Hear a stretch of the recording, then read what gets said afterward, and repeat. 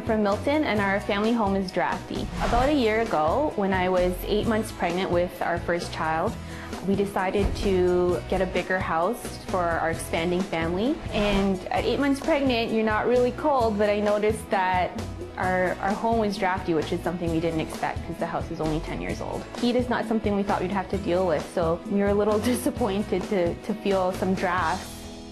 As we got deeper into the winter season, we brought our son home. We noticed how cold the house was and drafts from the windows and some of the doors, and noticed how cold it was. We would bring a portable heater wherever he was just to make sure he was warm enough. Now that the weather is starting to get colder, even with the heat on, we're starting to notice that we have drafts in our house. So even feeding him in the morning in the kitchen, you know, he's crawling around everywhere.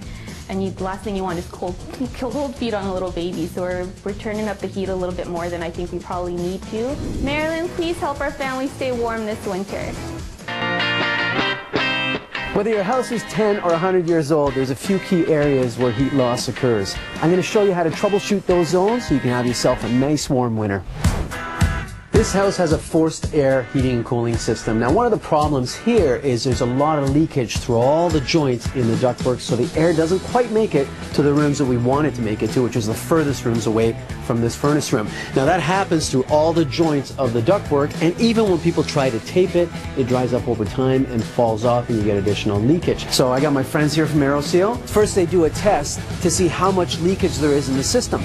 Then they plug all the vents, they put in some filtration systems around the house, and then they connect a pipe to the main plenum of the furnace, and they inject that mist with high pressure throughout the whole system. And here we're anticipating to have at least 90% reduction in the leakage in the system. Is